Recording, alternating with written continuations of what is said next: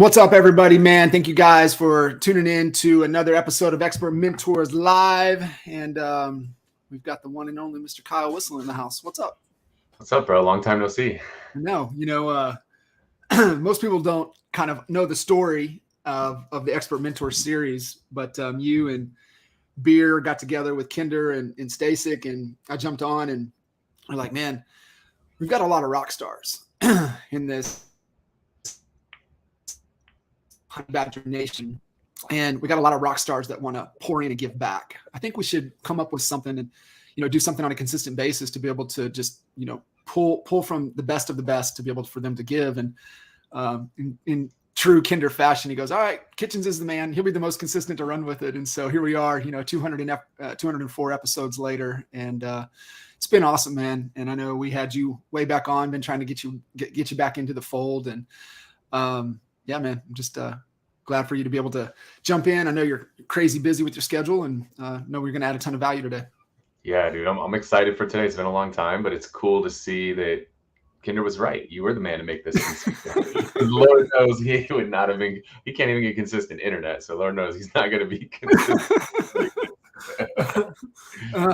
Before we jump in, I know you're going to add a ton of value. Had opportunity to see you on Monday. We were in Denver for the EXP sprint, and you got to kick things off for us. I told Kurt, I said, good job. I was like, nobody better to kick that room off than yourself. And you really hit on a couple things. I was sitting there even taking notes, and really have to help our agents really be more productive. Have to really focus on helping them really help and accomplish what it is that they're wanting to accomplish, and really focus on their productivity. And I know that this conversation is going to lead right into that. And the other thing that I took that you shared was we got to make sure we're doing a great job at celebrating our people and celebrating their successes and celebrate their wins. And it was really impactful. It was like, yeah, got it. So can you elaborate on that just a little bit before we jump in? Yeah, for sure. So I think there's you can never acknowledge people enough. I don't know anybody in my life that I have met that has gotten upset that I acknowledged them for doing something, good, bad, or indifferent. Like, people like to be acknowledged. It feels good, especially in an industry where we're going a million miles a minute. It's very easy to lose sight of a lot of these things that people are doing. And so just for example, some of the things just in the last week that I've acknowledged, like, we were at the sprint in Denver, and a couple of my team members are at FubCon speaking. So like, one, just acknowledging them, like, one, doing it publicly, which feels, I just did some Darren Hardy courses. This is, he talks about you have to appeal to the brain, to the heart, or the groin. It's kind of weird when we start talking about appealing to the groin, but like, you do have to do that. And there's certain things in life that appeal to the groin, certain things that appeal to the heart.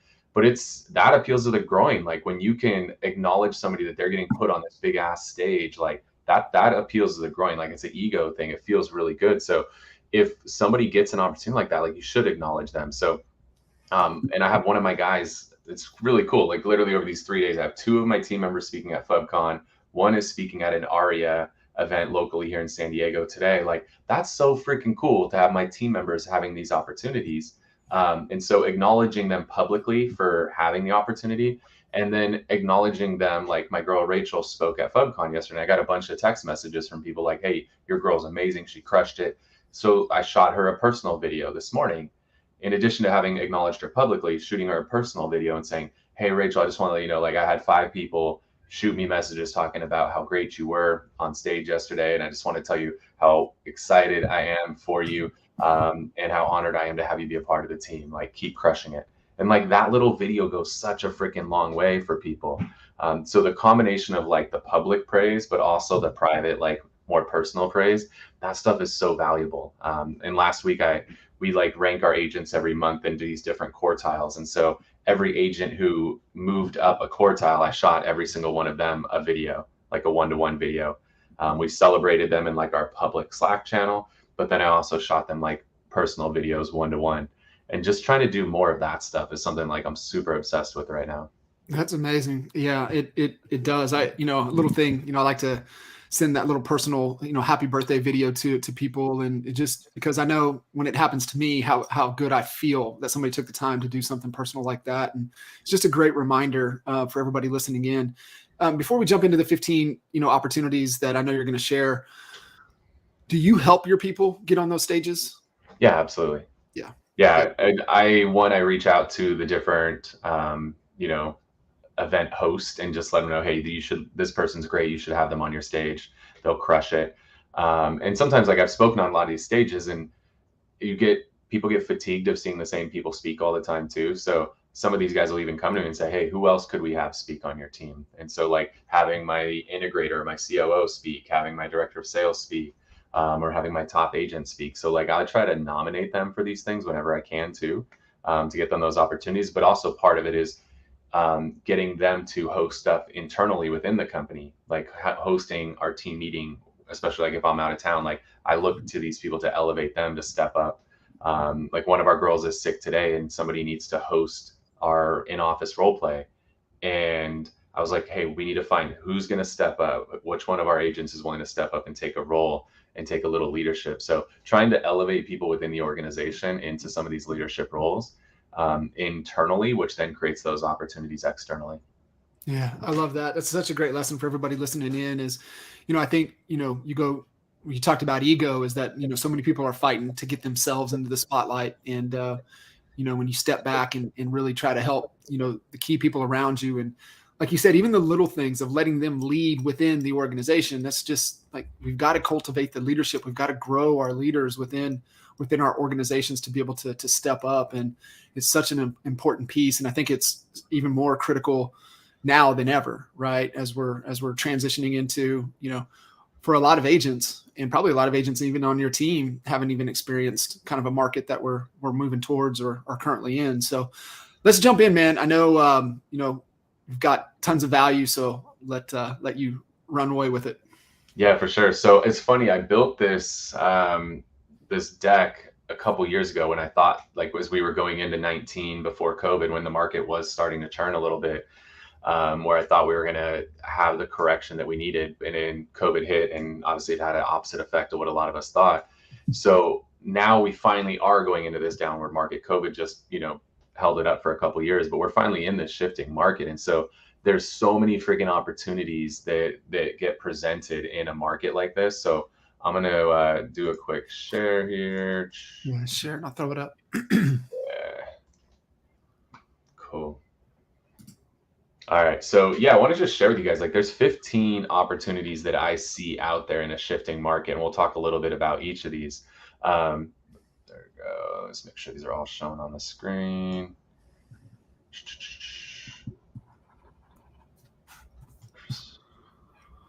There we go. Okay. So here's the first 5. Number 1, the sales and marketing skills are just way more important now than they have ever been before. This is a market where a lot of people are getting exposed for being weak. The agent, because all you got to do before was, like, a client called and they're like, hey, can you go show me 123 Main Street? And you just had to be there to open the door for them. And then they would write the offer on the home. Like, there was literally no skill involved. You were just, pulling a number, out of your backside to put on the offer and hoping it got accepted. But there was, like, zero skill in that. Same thing when you listed a home. Like, you met with a seller, they were so excited to sell because they knew they were going to get a crazy price for their home and it was going to sell in 2 days. And then so it was very, very easy, but that's not the market that we are in today. You're having much tougher conversations. I'm talking to agents all the time that are thinking about getting out of the market right now because how tough the conversations have become. Because you're talking to buyers and buyers are like, oh, the rates are too high, I don't want to buy. And sellers are like, yeah, I don't want to sell because I'm going to have to, my neighbor sold for $1 million and I got to sell for 900. I don't want to sell. Like, these are much tougher conversations. And the agents who don't have the skill set are getting exposed in this market because it's not what it was 6 or 12 months ago. And so I think there's such a, quality component that the cream's going to rise to the top in this market. The people who are actually putting the time, energy, and effort in to really fine tune their skills, which, the primary ways we do that in this industry is to One, understand the journey that somebody has been on before they land on our phone or land on our inbox, which a lot of people don't do that. You can't take a one size fits all approach to leads. The way you're going to talk to a lead that Zillow Live connects you with is totally different than the way you're going to follow up with a lead that filled out a form on your website. Is totally different the way you're going to handle a referral from a past client. Like every lead, we got to understand the journey that that person's been on, and then we have to apply a conversation that's going to align with the journey that that person's on. Because if I'm calling a 10-year-old lead in my database versus the live connect from Zillow, like those are two totally different people that I'm speaking to that are at totally different places in their journey. And so we got to fine tune our skills to make sure we're having the right conversation with the right person at the right time. And a lot of that is, one, understanding the journey they've been on, and two, understanding the conversation that we need to have with that person. So we're huge on role playing. We role play our phone conversations every single day.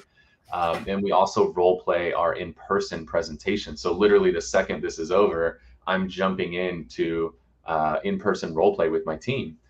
And I think that's a lost art. A lot of people, they spend all this time and money to generate leads and to follow up with the leads and set appointments with the leads. And then they go on the appointment and they completely crap the bed. They've never actually practiced, what am I going to do when I sit down at the kitchen table and I have to talk to somebody about why they should sell their home with me, and why they should sell in this market, and how they should price their home in this market. Like if you haven't role played that, and you're having that conversation for the first time with a client at the kitchen table, like, and you're going up against me, I'm going to smoke you every single time. So so important to really fine tune your skills in this market, the sales skills and the marketing. Like your marketing message in this market has to change. You can't run the same thing, like curious what your home is worth. Like that shit's not going to fly. You've got to change your messaging on that. Like curious how rising rates have affected your home value. How much has your home value decreased, because of interest rates? Like stuff like that. It's got to be a different message right now. So where do you point, Cal, where do you point those people that on the marketing side? I just have this just firm belief that you've got to think like a marketer that just happens to sell real estate. And it's not the best agent, right? The best marketer wins. And so like, where do you guys kind of the information, what do you try to get in front of them to understand that and to develop that skill? In front of the agent or the consumer? In front of the agent, to understand, hey, you got to change your way of thinking, and here's some things that you need to be paying attention to increase your skill set around marketing. Yeah. So here's a fun one. Like we run our company on EOS, this entrepreneurial operating system. And the goal is to remove yourself from everything. But the thing that I've learned that I can't remove myself from is the marketing department. Like I'm the marketing vision behind the company. As much as you try to pass that off to somebody else, it's really freaking hard to do for a couple of reasons. One, you got to where you are because you don't realize it, but you're a really good marketer. A lot of us think we're good salespeople. We're actually good marketers. We don't give ourselves enough credit for how smart we are when it comes to marketing. And then it's hard to pass that off too, because you pass it off to somebody else. And one, it's hard to find somebody who thinks as big as you do. And it's really hard to find somebody who can pull the trigger on big things the way that you do. Like we have one lead source alone. We spend $34,000 a month.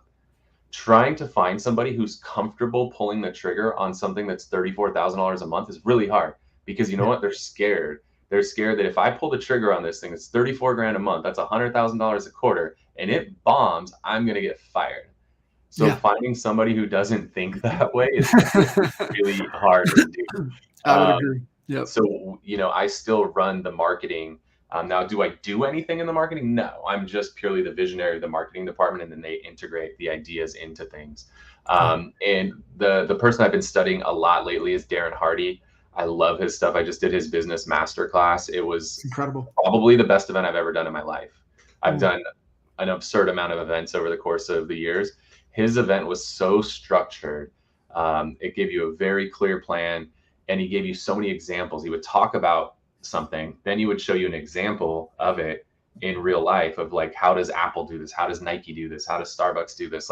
Showing you examples of these businesses that are doing what he's talking about, and then getting you to start thinking about how you can do that in your business.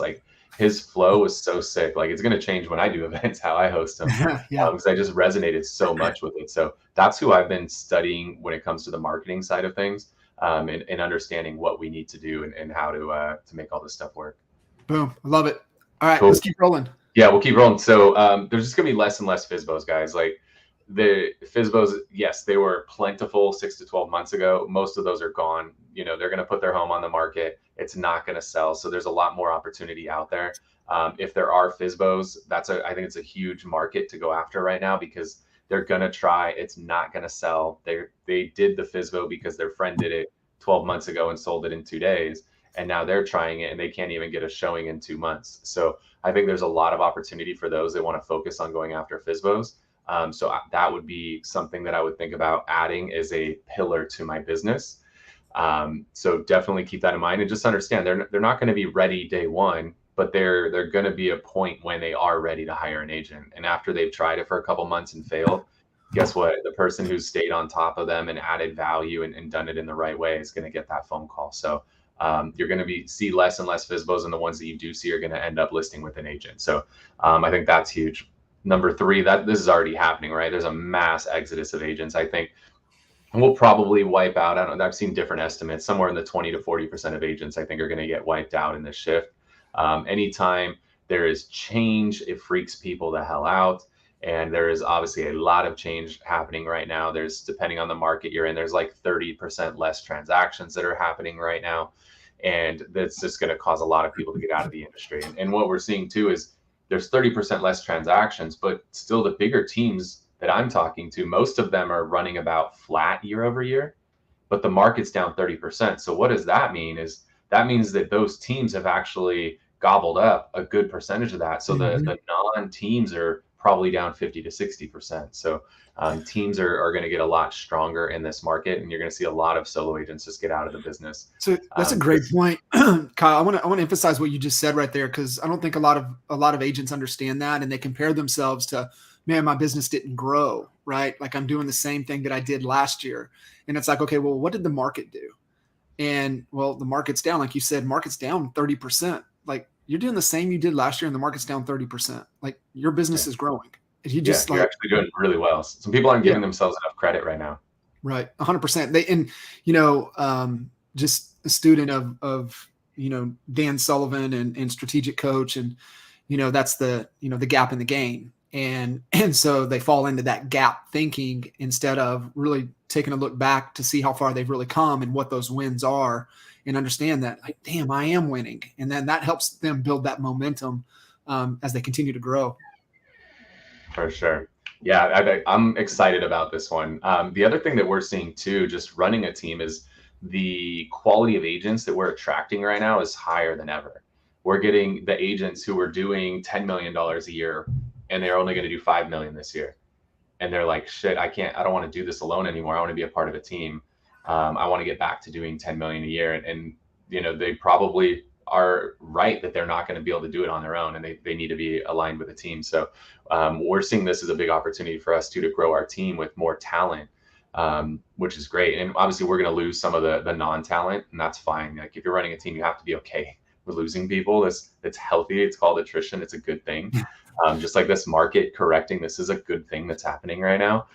It's a good thing to lose people from your team. I've talked to a lot of team leaders before, like, I haven't lost an agent in 10 years. I'm like, because you're a bitch. Like, you're scared to get rid of people. Like, you're carrying so much dead weight. You're holding your organization back so much because you're holding on to these people that sell like a home a year.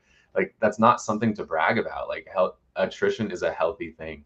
But the good thing is we're top grading. Like, the people that we lose are the people who, were never cut out for this business, but now we're bringing in people that are $5-10 million producers. So it's actually leveling up our organization right now. So just for those of you guys that are running teams like this, I don't know if there's been a better opportunity as a team leader to go recruit than there is right now. Love it. Absolutely. Cool. Number 4, discount brokerages fade. These guys always pop up every time you're in a good market, right? People realize, just like FSBOs, right? People are like, oh, I could sell my home on my own. I don't need an agent. And people are like, if I'm going to hire an agent, I don't need to hire the one that charges full commission. I want the discount commission agent. So you'll see a lot of those guys disappear in this market as well, because it all ties back to number 1, that the skills matter. And so the agents who are working for these discount brokerages, they're obviously getting discount service, they're getting discount negotiation, everything is discount. And that stuff just does not fly in this market. And so a lot of those guys are going to disappear. And then cost of leads is going to decrease, right? I'm talking to so many people, and the conversation is like, oh, I got to cut expenses. I got to reduce costs. And I'm like, and what do people do is they cut off the lead flow. That's not what you do in this market. I think it's a horrible idea. Like, yeah, we're not closing enough deals. Let's cut off our lead flow. Like, huh? How the hell does that make sense? It's like, I'm dying, and the only way I can stay alive is with this treatment, but I need to cut costs, so I'm going to get rid of this treatment. Like, that just doesn't make sense. So as a lot of these people start to cut their costs on leads, that's going to open up opportunities for people who are willing to gobble that up and eat their lunch. So it's to go all in, right? It's go all in on on SAM, right? Sales and marketing. Go all in on sales and marketing. You know, the last thing that you want to cut is marketing, and the last thing you want to cut is your people. Like, for sure. you know, you don't want to. You got to look at every other thing first, and that's defense. You got to play a little bit of defense, and then what you're sharing here, guys, what Kyle's bringing to you is that this is where you play offense. And this is the game plan right here to play offense. And this is where you guys have to be. Now, do you need to play a little defense? Probably need to clean a little bit of things up. Then you've got to just like, hey, you played your defense. Now let's go. Yep. And what we're seeing is there's an opportunity to not only top grade your agents right now, but top grade your staff. I mean, Redfin laid off today 13% of their workforce. Meta laid off tons of people, you know, a week ago. Twitter, who the hell knows what they're doing, but there's a whole lot less people working at Twitter than there was a couple of weeks ago. Like, there's going to be so many companies that are laying off or whatever they're doing with their talent. There's a really good opportunity to go and top grade the talent on your team, not just your agents, but the rest of the team, the support team. There's a big opportunity to gobble up some really good talent right now too. That was something when I built this deck a couple of years ago that wasn't on my radar, but that's becoming on my radar really quick. Like, I'm getting such talented people reaching out to me asking about opportunities right now to be a part of Whissel that wasn't happening, you know, 2-3 months ago. So that's a big one. So we'll keep moving here. So next up is pricing is crucial. I mean, if you misprice a listing in this market, you're screwed. You're going to sit on that listing for weeks and weeks, if not months and months, until it expires or you get fired. Like, that's what's going to happen. So you've got to nail your pricing right now. And the this analogy would come up with, think of like a ladder. So think visually like there's a ladder in front of you right now. And what happens, our average price in San Diego is around $1 million. So if I go to list a home today for $1 million, there's probably 5 other homes in that neighborhood that are extremely similar, if not model matches to that home. They're all listed for like $1 million to $1.025 million. And so we could choose to list on the top rung of the ladder, try to get top dollar in this market. The problem is we're one of 6 homes for sale. And if we're all priced in that same general price range, we're hoping somebody comes out, looks at these 6 homes and decides ours is the one. They just make that emotional connection. The Lord speaks to them, whatever, right? Like, we're hoping that somehow we're the lucky one out of 6 that gets selected for that buyer to buy. You could go with that strategy, but that strategy is hope, and hope is not a strategy. So what we talk to our clients about is we could go here, or we could step down one rung on the ladder. If we do that, and I think stepping down is about a 5% dip. So if everybody's like $1 million, $1.25 million, come down to like 950, maybe 975, come somewhere in that range. Well, if everybody else is $1 million to $1.25 million, you're 950. You are now the clear and obvious decision, because there's 5 people here and there's you down here at 950. You become the clear and obvious decision. Well, what happens is now, if they even look at the other 5, which they might not, they're probably just going to look at yours. Yours is going to be the one to sell. And now what happens is the 5 that were up here, you drop down, you sell. Well, guess what? Those 5 now have to come down to this rung on the ladder. And if you're not the one who did it, if everybody's up here, somebody else comes down and they sell, guess what you got to do? Now you got to chase them down to that rung on the ladder. And now you have that same choice again. Do I want to be one of 5 at this price point, or do I want to make myself the clear and obvious decision and step down a rung on the ladder? And if you're not, somebody else is, and you're going to chase it, and you're going to keep chasing it forever and ever. So, and before you end up on the freaking floor. So you got to decide now, do you want to go for top dollar and hope you're the 1 out of 6 that gets selected, or do you want to make yourself the clear and obvious decision and undercut the competition, knowing that if you don't, somebody else will, and you're going to have to chase them down. So let's price it here. Let's be the clear and obvious decision, get this home sold, and get you to wherever it is that you want to go. Kyle, So, you know this. I mean, typically, interesting stat, guys. Kyle shared this at Sprint. Your team 600 listing appointments this year, yeah, right? So I think Kyle and Kyle's team knows a thing about listings and pricing. And you know, like if you're chasing that snowball downhill, and if you was to start at 950 instead of the million, you're probably going to actually, if you start at the million, you're probably going to actually end up under the 950. Whereas starting at the 950, that comes to a demand, and it could drive it up a little bit yeah, and get closer to the million. So it's super, super critical that you nail pricing. Don't take overpriced listings at all, guys. yeah. If you take something overpriced, you have to build the price adjustments into the listing agreement. Don't, like, let's say we have this person that's $1 million. Don't take the listing at 1,000,001 where you got a seller's like, if you won't list it for 1,000,001, I'm not hiring you. I'll take it. Look, I'll say, hey, all right, here's the deal. I'll come to the 1,000,001 with you, and I will put 110% of my energy and efforts into marketing this home to get it sold for you. But I need you to understand, John, that when I do that, I'm investing about $10,000. We invest about 1% of the commission purely into the marketing of your home. So understand, I'm going to come with you to the 1.1, and I'm going to invest about $10,000 to get the home sold. But here's what I need you to come with me on. If the home does not sell in 2 weeks, we are adjusting the price to $1,050,000. And in 2 more weeks, we're adjusting the price to $1 million. And in 2 more weeks, we're adjusting it to $950,000. But these got to be built into the agreement, because if you don't build them into the agreement, what's going to happen is the seller is going to say like, all right, well, yeah, we'll talk in 2 weeks and then we can adjust it. Okay. You talk in 2 weeks, the seller's like, yeah, I know we said we'd adjust it in 2 weeks, but let's just give it a couple more weeks. Let's see what happens. Let's give it a couple more weeks. Like, that happens all the time. Don't play that game. If you have to take the overpriced listing, I'm still going to take it, assuming it's reasonable. If they want 1.5 and it's worth $1 million, there's reason involved here. But if they say they 1.1 or I'm hiring somebody else, all right, John, let's do it at 1.1, but I need you to do this. Would you do that, Kyle, just because you know there's a real sense of motivation there? Yeah. Yeah. Because they do want to sell, they just want top dollar, and they need to feel like you gave it every bit of energy that you had to get them that top dollar. But as long as they're real, if they won't agree to the price adjustments, I won't take it. Perfect. As long as they'll agree, then I'll take it, because now they're showing me that they're reasonable. They just want to give it a shot. Yeah. I mean, I don't blame somebody, right? Like Gretzky, you miss 100% of the shots you don't take. So like, cool, let's take the shot at 1,000,001. But if you're willing to be reasonable and come down with me every 2 weeks, I'm willing to do it. I'm willing to invest the $10,000 in the marketing of your home. Boom. I love that. Cool. Price adjustments are going to increase. I mean, it's going to be an extremely common thing, but it ties back to accurate pricing is so damn important that you need to make sure that you're pricing these homes correctly, so you're not the price adjustment. Because when the price adjustment happens, right, that's blood in the water. The sharks start swirling, and that creates, bloody waters, and you get the low ball offer. So you want to price it correctly so you don't end up in that scenario. But then on the flip side, like we just had Braden do a session for our team the other day, and it's like the ad that's working the best on the buy side is to talk about the price reductions. Like that ad's crushing right now. So it's like, if you're on the buy side, if you're trying to generate buyer leads, use this to your advantage, and the fact that there are a lot of price reductions right now. And understand there's a subtle word change there. If I'm talking to a seller, it's called an adjustment. If I'm talking to a buyer, it's called a reduction.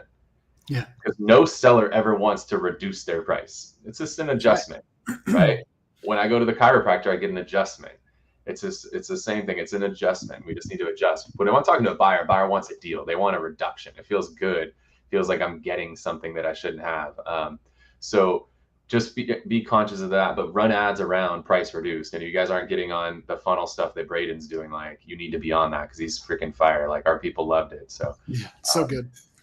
Yeah, be conscious of that. Next up, days on market. It's going to swell. You're going to see days on market increase. And again, if you're on the sell side, you got to do everything in your power to make sure that you sell shorter than whatever that median days on market is. And then that needs to become a part of your marketing campaign moving forward. You've got to talk about how, hey, the median time it takes to sell a home. Don't say DOM. Nobody knows what the hell that means. Don't talk. You're talking to consumers, not to agents. Talk about the fact the average time to sell in your market is 90 days, and you just sold this home in 15 days, 30 days. Yeah, you can actually brag about selling a home in 30 days in this market. I know that might seem weird to some of you who, have only been in this industry for 2 years, but like at a certain point, you brag that you sold a home in 30 days. That's actually a good thing in this market. So on the sell side, you need to try to sell quicker than the competition and then build that into your marketing. And then on the buy side, you need to help identify if you have clients that are really looking for deals, look at the properties that have been sitting for months and months on the market. Look for the homes that have had the price adjustments, because you're going to find a lot of opportunities in there. Yeah, 100%. And Teresa, what Kyle was talking about referring to is Braden, Jay's son, Braden Kinder, does Funnel Fridays. So every Friday at, I believe, 11 o'clock Central, every Friday, he goes live on 101 with funnels, what's working, how to set things up, Q&A. And if you guys go to honeybadgernation.com, and you scroll to the bottom, all of the calls and schedules are right there. This call, like, lock these things in your calendar. And, that call that Braden does on Friday is all about, if you guys are struggling, you all have KV core. That's what he really works with. And he sets up funnels to drive opportunity and demand into your tools.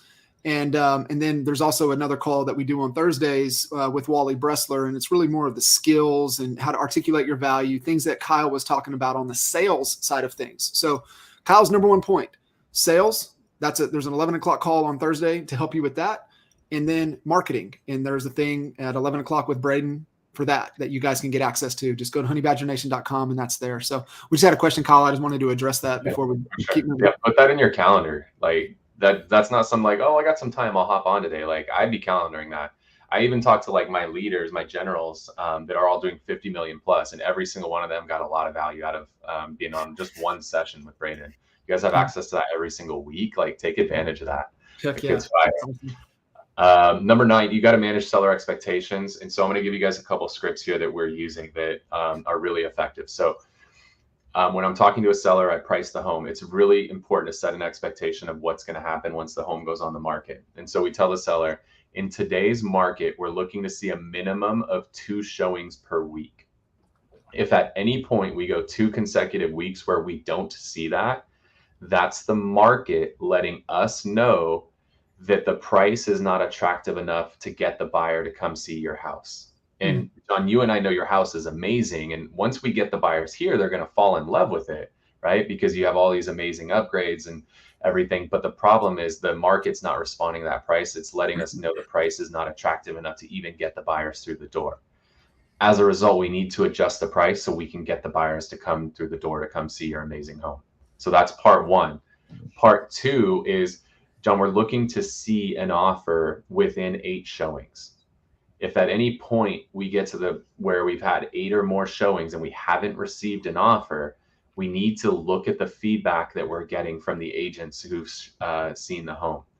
And then we need to make an adjustment accordingly. Is the feedback that there's something that we can improve on the property? Maybe it's the paint, maybe it's the flooring, maybe there's too much furniture, maybe it's this, maybe it's that. Is there something that we can improve on the home? And if so, we should make that improvement. But if it's something that we can't improve, something like it backs up to a freeway, it's in the flight path, something like that, where we have no control over that, then we need to improve the price to offset that. Those 2 conversations go a really, really long way, because now you're setting that expectation. So, you go 1 week in, and in this market, we're trying to update the seller once a week, let them know how many showings we've had and everything. So if we're 1 week in and we've had 0 showings, I'm going to start prepping you after 1 week. Hey, John, just a reminder, we're looking to see at least 2 showings a week. We didn't get that this week. If we see that same thing happen again next week, just want to make sure that we're prepared to have a conversation about that, right? But you set that expectation up front. If you wait till you're 2 weeks in and then you call the seller like, hey, we haven't had any showings yet, we need to adjust the price. So they're like, whoa, I don't know about all that. But if you set that expectation up front, it becomes a whole lot easier to get that adjustment on the back end of it. So those things can be really important. And then the key with the second part of that is you've got to actually get feedback. I know that you didn't have to do that 6 months ago, right? If somebody showed it, you had 10 offers, you didn't care about the people who didn't write the offer because you had 10 people who did write an offer. Now that's not happening. You have to get feedback from people on every showing that occurs. So if obviously most of you are using showing time, that'll email people 3 times, but people rarely respond to that. So we call and we text 3 times as well, everybody who showed the home. and I don't accept, oh, it's a great listing, I'm sure it'll sell soon. No, it's not. If it was such a great listing, you would have freaking bought it. Why did you not buy it? Right. Don't be afraid to pry and dig for some more information, because they're actually doing you a disservice when they say that. And so you should know that too. If somebody asks you for feedback, one, give it to them, and two, be honest. Yeah. So if somebody tells me like, oh, it's a great listing, I'm sure it'll sell soon. Hey, John, I really appreciate the kind words, but the listing's still sitting. It hasn't sold, and you guys did an offer on it. Out of curiosity, what was the deal breaker for your client? Yeah. And I want to find out what's that, right? And then you might say something like, the kitchen's outdated. Okay. And then this is a really cool script. Like, make sure you guys write this one down. Then I'll say, hey, John, at what price would the outdated kitchen be a non-issue for your client? Mm. At what price would X be a Yes. non-issue for your client? And now sometimes they'll be like, nope, no way, they're not buying it. But guess what? Sometimes they'll say, hey, you know what? Like, if they would sell it for $950, we'd buy it. All right, wait, write up the $950 offer. Yeah. Because now I get to go present a freaking offer to my seller. And Yeah. I look good that I brought them an offer. And they'll be like, do you think the seller would actually take $950? I don't know, but the only way I'm going to find out is to present them an offer. So write it up and let me go present the offer. And don't make decisions for your clients. I think that's a mistake we make a lot, is we try to like prejudge if our client's going to take the $950 or not. You don't freaking know. Just present the damn offer. Present any offer. You never know 100%. what somebody's going to take. There's people have been flipping homes for decades by making offers that you or I might deem to be offensive. Yet there's people taking the offers all day long. So don't make a decision for your client.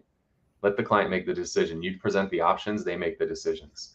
I love that. On the two things on the script, you gave some kind of metrics that we're trying to gauge things by. Is that something that you guys have ever put into kind of a visual format? Because we know sellers have, selective amnesia, and, they forget stuff all the time. And I like to call the reminding of them. And, we all need to be reminded more than we need to be told.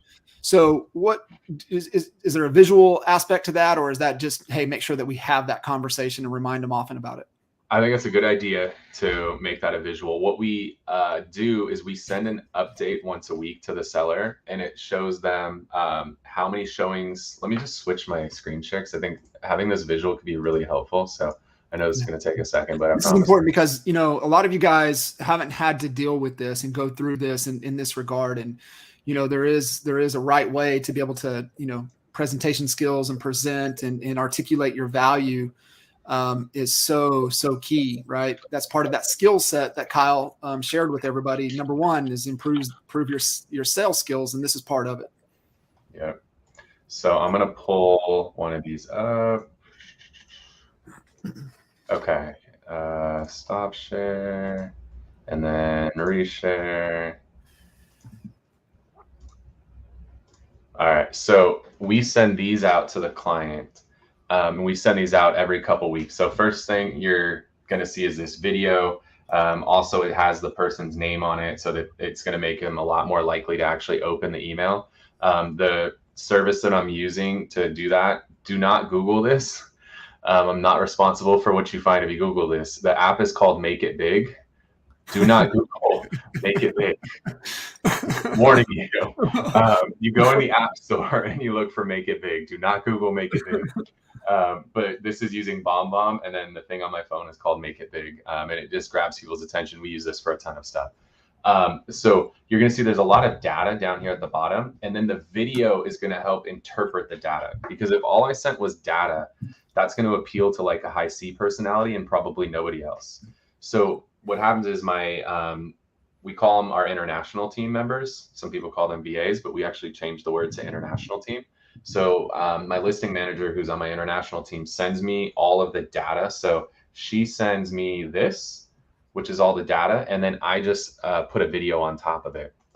And so you'll see in here, we talk about what is the original list price, where are we at, how many days are we on the market. The competition is the comps, what else is for sale in the neighborhood.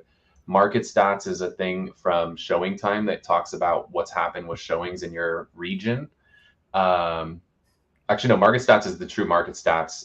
Showing stats is the one from Showing Time. So we give them a couple pieces of data that are third party, not me telling them this stuff. It's third party data, which is nice because It's not you trying to sell them on something. It's just cold hard data from a third party source. Then we talk about how many showings have we had, how many open houses, and the feedback. So then in this video, I'm explaining, right, we're 18 days on the market. We've had 2 showings. This is a longer video than normal because I'm telling the seller in this video we need to adjust the price. So now I'm reiterating, hey, Sandy, remember when we met, we said we're looking to see this many showing. You know, this was in the previous market. So this was back in May when the market was even hotter. So we were telling people 2 to 3 showings a week then, and we had 2 in 18 days. So I shoot this video, hey, Sandy, down below, you're going to find a lot of information, da, da, da. Based on this information, what I recommend we do is, and then I tell her what number I recommend we adjust the price to. What I found by sending these updates to sellers in an email is that, and that starts to get really distracting when you stare at it. If you guys want a copy of that, hit me up. I'm happy to share a screenshot of that. Otherwise, we're going to have a seizure with all the flashing. So we send that out to the seller. What I found is it works so well to get price adjustments by sending that versus having a conversation with the seller. Because I don't know about you, but I've never called a seller and told them we need to adjust the price and had them be happy. Right. What happens is there's a saying, one of my, literally the first person I ever brought into EXP, Chase Mayer, came up with a saying, a 2-minute offense prevents a 20-minute defense. A 2-minute offense prevents a 20-minute defense. So the 2 minutes, or in that case, that was a 4-minute video, but usually the video is 2 minutes or less. The 2 minutes that I spent recording that video prevent me from getting stuck on a 20-minute defensive phone call. Because if I call the seller and tell them, hey, John, we need to adjust the price, like, sellers get pissed 99% of the time. They're like, you don't know what you're doing. You're not working hard enough. I mean, I had a seller recently tell me, like, the house isn't selling because I told them to take their 200 crosses down. You took away the personality of the home because you told us to take our crosses down. You end up in the craziest conversations. By sending this, what happens is it goes to the client, and the client's going to react that same way when they watch the video. They're going to get pissed. But then they're going to look at the data and they're going to be like, shit, he's kind of got a point. Like, oh man, yeah. Oh, wow. Oh yeah. The comps, this one's the one down the street's listed 100 grand less than us.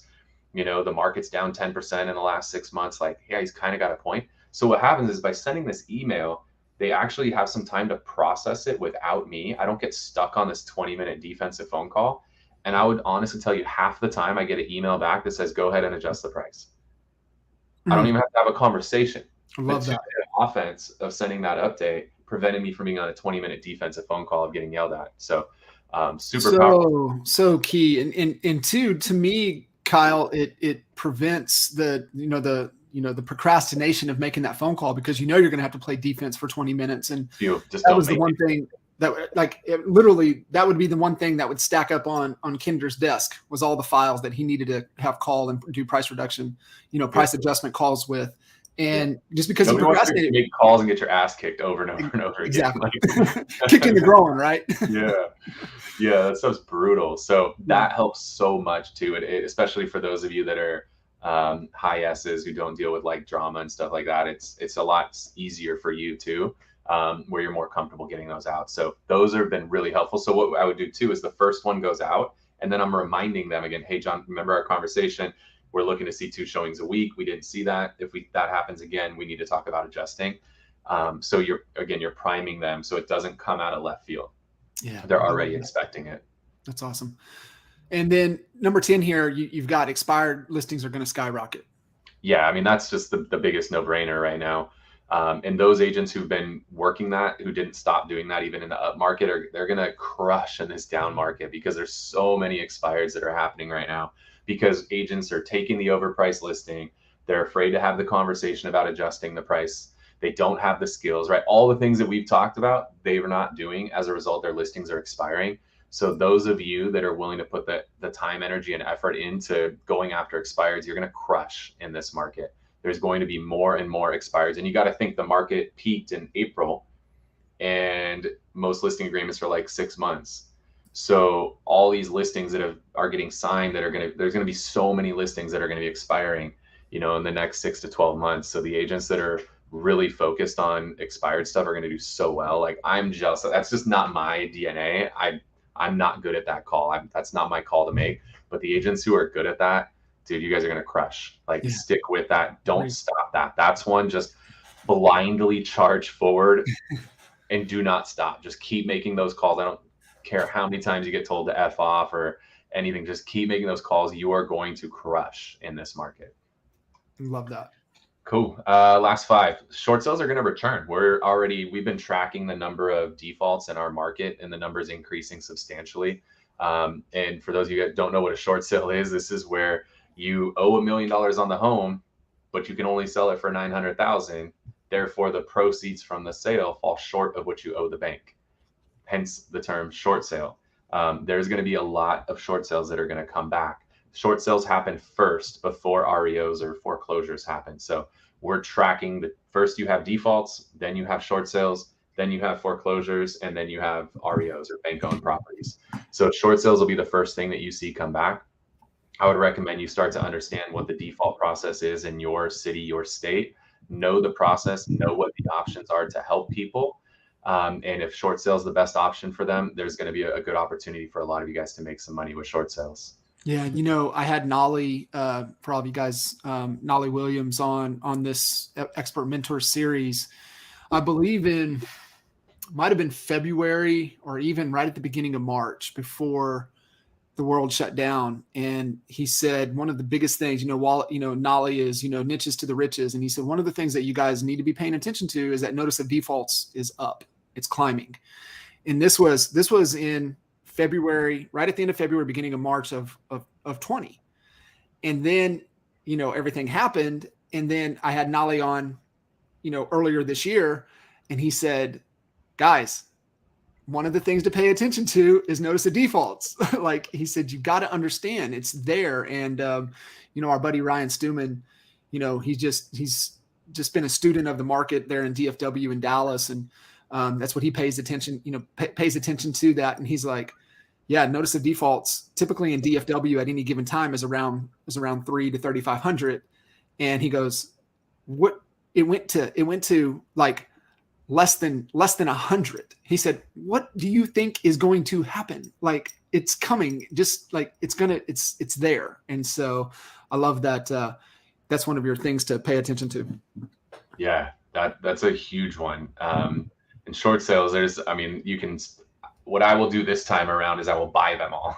Last time around, I helped all these people. This time I will buy all of them and help people avoid foreclosure while building my portfolio at the same time. So make sure you understand defaults, make sure you understand short sales and the other options, which is, they could do a deed in lieu, they could do a loan modification, they could do forbearance. There's a lot of ways to help people. But those will fill your cup. Like now you need to understand, if you're going to go after short sales, you thought you were a psychologist before, like you become a whole nother level of psychologist with short sales.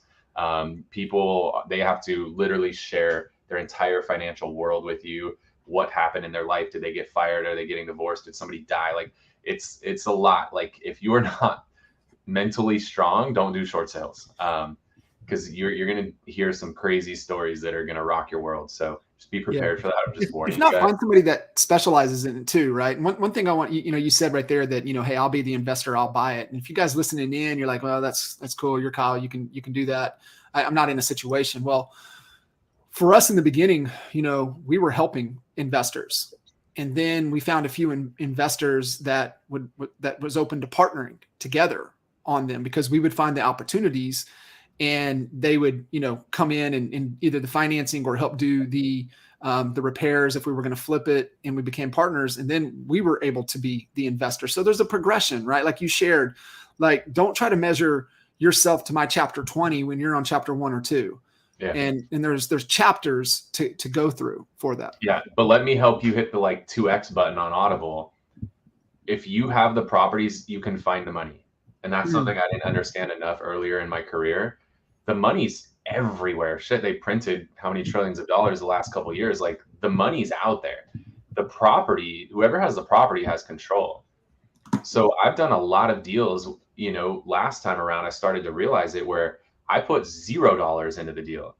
I found the deal. I locked the deal up. I made the deal happen. I found the contractors. I managed the construction. I sold it. And I got 50% of the profit with $0 out of pocket. So don't let this like limiting belief in your head that you don't have any money stop you from being an investor. If you have the properties, you control the deal. You can find the money. Money's easy to find. If you got a deal, call me. I'll be call John, call Kinder, like call there. I love we will it. be bringing in. We'll partner with you on the damn deal. Like if I could literally give you 100 grand and you're gonna give me 150 grand back in 6 months, like I'll do that all day long. There's a ton of people in your local market that will do that too. Just understand, if you have the property, you have the control. I love it. Let's keep moving. I know we're moving close to the top of the hour, and I want to we can do an episode on each of these points. So yeah, for sure. So we'll blaze through these last couple. Okay. Working with buyers, right? Those of you guys who've been working with buyers and you hated your life, 6-12 months ago, that becomes a whole lot easier for you. Obviously, now your client can pick and choose the right home in the right neighborhood with the right terms, get credits for buy downs, do all this stuff. Like it becomes a lot easier. They can actually go look at the home. Some of you guys are having to write offers sight unseen with no contingencies, over full price, covering appraisal gaps. Like it's a lot easier to work with buyers right now. The only negative now is you got to show them more homes. that's your one downside. But once they pick a home, you're probably going to get it for them. So that becomes a lot easier. A lot of your sellers are going to get off the fence. Your sellers who've been like, oh, I want to sell high, I want to sell at the top of the market. Like this is as high as it's going to sell for the foreseeable future. Get your ass off the fence and sell. Use the declining market to motivate them to make that move. Here in California, everybody's leaving. So it's a good time for them to cash in, get as much out of it as they can before they move to wherever. Teams, again, are going to thrive. We talked a little bit about that earlier. But solo agents it's tough. There's a lot of solo agents out there right now that are feel like they're just like a ship lost at sea and in the fog and have no idea where to go. Like teams are going to be that lighthouse where you can join a team and you can really grow your business. And I've told people, if I move to Nashville, like I'm joining Gary Ashton's team. Like if I move there tomorrow, like I'm finding the top team in that area and I'm joining that team and I'm going to learn from that person. I think teams are going to thrive in this market because the teams have so many systems and processes. And again, I'm going to jump off of this in 8 minutes and go role play with my team. Like what's solo agents role playing their presentations? Like nobody is. The teams are on such a different level that they're going to gobble up so much market share in this market. It's such a great investment in the leverage that you get, but also you just said that right there too, is that not all teams are created the same, but that investment is also like investment in a coach, a mentor, things that help you collapse time that you would pay tens and hundreds of thousands of dollars to acquire. And you got to look at that as part of, the value that you're getting when you get and be a part of a team. I do have one quick question. So I was having a conversation with Michael Perry, the Perry Group in Utah. They're number one team in the state. And he's all about, teams are thriving, right? I think there are 70 agents on their team. And he said, I also believe that there's going to be teams within the team. What's your 2 cents? What's your take on that as you have agents coming in that think they want to build their own little team, maybe a little more leverage for them that they're not getting from the team structure? What's your thoughts around that? Yeah, I think building micro teams within the large team is for sure. Like a lot of our agents have showing agents to help support them. Some of them have their own personal assistants. So, I don't think there's a need to build a big team within the team, but building micro teams, I think, is huge. And a lot of our agents have understood the leverage of having somebody that can handle showings for them, and how much that, like my top agent last year broke $1 million in GCI. And a big part of that was because he had an assistant and a showing agent to support him. He couldn't have done that without, like he didn't have that the year before, and he broke $1 million last year because he had that. So having those micro teams, I think, is huge. And so, as a team leader, I have to be able to support that and make sure the agents understand the value in that. And the agents, if you're on part of a team, if you don't need to leave the team, you can stay a part of the team, and just bring in some support, with showing agent being the most obvious one. So you're not running around town showing properties all day. You can focus more on bigger price buyers and grabbing more listings. I'm glad you said that, because I know there's people that are going to hear this and they're going to hear that and they're like, well, my desire, my ambition is to have my own structure support. And so, they're afraid to go talk to a team because of that. Right. And this, like you said, part of the ego gets in the way. and The blocks people growing, from the having growing gets in the way, the John. growing gets in the way. And so if you guys are listening in and you're talking to a team and they're struggling with that concept, guys, reach out to me, reach out to Kyle, and we'll definitely help coach them through what that could look like for you. So don't let that stop you. I believe if you're in that struggle period, get on a team. Like I'm like pro team all the way. So yeah, if you guys have that conversation, somebody's resistant to it, have them reach out to us for sure. Kyle, what's 15 here as we And then kind of 15, again, because everybody's cutting back expenses and they're being cheap right now. The opportunity to break into a farm is huge. And we're recording this. I don't always date stamp stuff, but this is November the 9th. Here's the play. I'm going to give you the play. You just run the damn play. And this is how you break into a farm in this market. We're in November. What holiday is in November? Thanksgiving. What is Thanksgiving about? Community, food, friends, family, all of that. There's a lot of people who don't have that same fortune. Bless some people. Like we're so blessed in this industry. I mean, we're just talking about an agent on my team doing $1 million in GCI last year. Like that's freaking crazy. yeah. We need to do something to give back. So this is just a huge opportunity for you to give back, do right, bless some other people in this life. But you're actually, while blessing people, you're going to build your business. So we do a food drive every November. What we do is we get paper grocery bags and we put a little note on it. Hey, we're partnering with the local food bank. Put fill this bag up, send us an email, let us know, and we'll pick your bag up next Monday. And then people put food in and we go and we donate hundreds of pounds of food, if not thousands. We get our whole team involved in this. We're typically donating like thousands of pounds of food. But here's what's cool is it's getting you, your name, your brand, your face in front of your target farm in a way that's not like all the other realtors, just listed, just sold, I'm the local realtor. Like you don't have to do any of that crap. You're just coming in like, hey, I partnered with the local food bank to give back. It's coming in with such a solid introduction to your farm. You think if you knock on somebody's door and you tell them like, hey, I'm Kyle, I'm local realtor, I'm partnered with food bank, you are not getting the door slammed in your face one time. You will not have one person slam the door in your face. And now you're in conversations, you're getting to know everybody in the farm, and then they're emailing you with their address and their name, and they gave you their email address. Guess what you just did? You built a friggin' list that you can do a lot of amazing things with. So now you have a list that you can play with and do stuff. You should obviously document what you're doing on social media. Have photos, shoot a short form video of you collecting food. Have a photo of you at the food bank with all the food you donated. With the people that run the food bank. Like super solid thing to do in November. Then you follow that up in December. What happens in December? It starts getting cold. Winter hits. In San Diego, sometimes we dip below 60 degrees here. It gets freezing. In other parts of the country, it's negative 60. So we do a clothing drive. And so we partner with the local organization, find what, tugs at your heartstrings in your area, do the exact same play over again. Get the bag from the grocery store, put the note on top, email us at this address. We'll pick your bag up on Monday. Now you do that. Then in January, we do one. Now, this might not work in all markets, but you could play around with it. We do a Christmas tree pickup in January. In our market, the trash company won't let you just go put your tree out at the curb and they'll grab it. You have to literally cut your tree into pieces and stuff it into a can, which is absurd. Like, who can do that? Or you got to take this dead ass Christmas tree and put it on the roof of your car and scratch the roof up, or put it in your car and get pine needles all over the place. Like, who wants to deal with that? So we offer to pick people's trees up for them. We have a moving truck. If you don't have a moving truck, just partner with a local hauling company. And we go and pick up everybody's Christmas tree the first Monday of January. And that's doing a solid, because all these people don't want to have to deal with getting rid of this tree. When you give them an easy way to get rid of the tree, they're super appreciative and thankful. In fact, I'm literally closing a deal today for 1.45 million. And when I talked to the guy, he specifically mentioned like, hey, I really appreciate all the good stuff you do in the community. I actually remember the first time you picked up my Christmas tree and I was so appreciative. And he's closing for 1.45 million today at 3.5%. Like, $50,000 commission, specifically mentioning me picking up his Christmas tree like 3 years ago.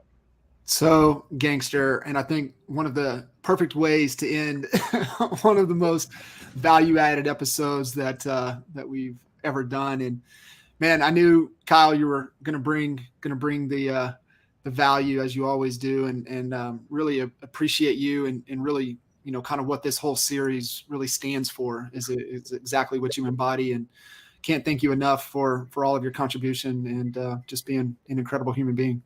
Appreciate you, man. Thanks for having me. All right, buddy. I'll see you. See ya.